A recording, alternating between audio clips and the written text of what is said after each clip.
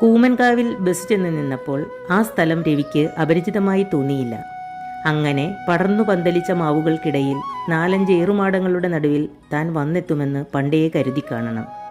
വരുംവരായകളുടെ ഓർമ്മകളിലെവിടെയോ ആ മാവുകളുടെ ജരയും ദീനതയും കണ്ടുകണ്ട് ഹൃദിസ്ഥമായി തീർന്നതാണ്.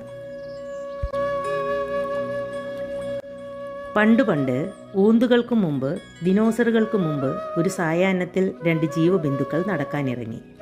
അസ്തമയത്തിൽ ആറാടി നിന്ന ഒരു താഴ്വരയിലെത്തി. ഇതിൻ്റെ അപ്പുറം കാണണ്ടേ? ചെറിയ ബിന്ദു വലിയതിനോട് ചോദിച്ചു. പച്ച പിടിച്ച താഴ്വര, ഏട്ടത്തി പറഞ്ഞു. ഞാൻ ഇവിടെ തന്നെ നിൽക്കട്ടെ?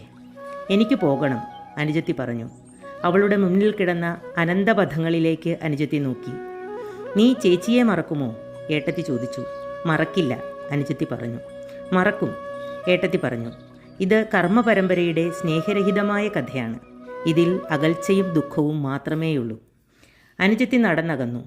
അസ്തമയത്തിൻ്റെ താഴ്വരയിൽ ഏട്ടത്തി തനിച്ചു നിന്നു. പായൽ കുരുന്നിൽ നിന്ന് വീണ്ടും അവൾ വളർന്നു. അവൾ വലുതായി. വേരുകൾ പിതൃക്കളുടെ കിടപ്പറയിലേക്കിറങ്ങി. മൃതിയുടെ മുലപ്പാല് കുടിച്ച് ചില്ലകൾ പടർന്നു തിടം വച്ചു. കണ്ണിൽ സുറുമയും കാലിൽ തണ്ടയുമിട്ട ഒരു പെൺകുട്ടി ചെതലിയുടെ താഴ്വരയിൽ പൂ ഇറുക്കാനെത്തി. അവിടെ തനിച്ചു നിന്ന ചെമ്പകത്തിൻ്റെ ചില്ലയൊടിച്ച് പൂ നുള്ളിയപ്പോൾ ചെമ്പകം പറഞ്ഞു, അനുജത്തി, നീ എന്നെ മറന്നുവല്ലോ.